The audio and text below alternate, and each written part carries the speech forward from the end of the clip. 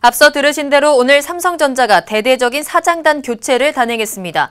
그동안 저희 아시아경제TV에서도 삼성전자 인사와 관련해서 여러 차례 보도해드린 바 있는데요. 조금 더 자세히 살펴보겠습니다. 보도국 한치호 논설위원 나와 있습니다. 안녕하십니까? 네, 안녕하십니까?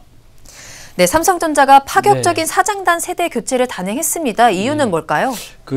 저희가 볼 때는 그렇게 파격적인 세대 교체는 아니고요. 네. 이제 58년생을 기준으로 해서 이전 세대를 물러나겠다, 이제 세대 교체를 하겠다는 인사인데, 저희가 이미 단독으로 보도한 것처럼 김기남 사장은 58년생 기준에 벗어나는데도 불구하고 반도체 부분에 그 부문장을 했고요. 네. 그다음에 고동진 사장은 갤럭시 폭발 사고가 있었음에도 불구하고 휴대폰 모바일 부분에 그 자리를 계속 지키게 됐죠. 네. 이 중요한 것은 이번 인사가 앞으로 이제 이재용 부회장이 어떻게 결정되느냐, 신병이 어떻게 결정되느냐에 따라서 준비하는 인사이기 때문에 네. 아마 길게는 뭐 3년, 짧게는 한 2년 반 미래를 본 인사라고 좀 생각됩니다. 그렇군요. 어제 이재용 부회장이 옥중 메시지를 남겼다라는 보도를 네. 했었거든요. 네네, 그렇죠. 이재용 부회장이 최측근을 전면 배치하는 그렇죠, 것을 그렇죠. 자제해라라고 했었는데 그거 그렇죠. 좀 반영된 인사라고 보십니까? 아직 이제 다른 이제 후속 임원들 인사가 나지 않았기 때문에 정확하게 알 수는 없지만 네. 분명히 그런 부분은 반영이 돼 있다고 보입니다.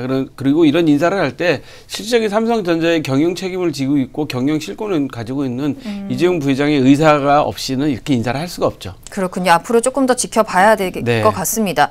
가장 관심사였던 것 중에 하나는 삼성전자의 조직 개편이었는데요. 네. 조직 개편은 없었던 것 같습니다. 조직 개편이 없었던 게 아니라 이제 조직 개편 자체는 사실 이사회의 안건이긴 하지만 발표할 수 있는 외부에 발표를 안 해도 되는 상황이기 때문에 네. 조직 개편은 없었을 거라고 하고요. 아마 이번 조직 개편을 하는 거는 이제 다음 인사, 후속 인사, 지금 이제 사장단 최고 경자들만 인사를 했기 때문에 네. 그 후속 인사를 하면 이제 조직을 어떤 형태로 갖고 가겠다는 게 나타나게 될 것 같고요.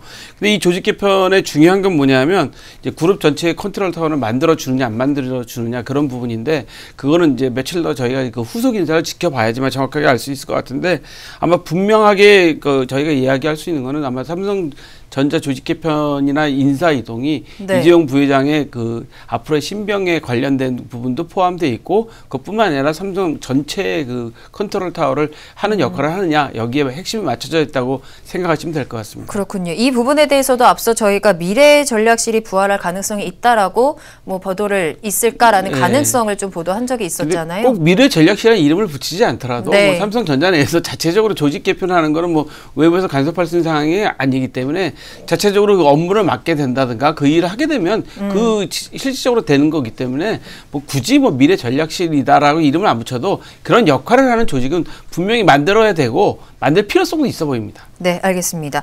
또 한편 현업에서 물러나고 이제 이사회 의장을 맡게 됐습니다. 이상훈 사장의 인사도 화제인 것 같은데요. 그렇죠. 예, 이상훈 사장 이분이 이제 이사회 의장으로 추천되셨죠. 어차피 이사회 의장으로 추천되면 내년 3월까지 이제 현재 권오현 부회장이 이사회 의장을 맡고 계시기 때문에 그 임기가 끝나면 아마 이상훈 사장이 이사회 의장을 하실 텐데, 네.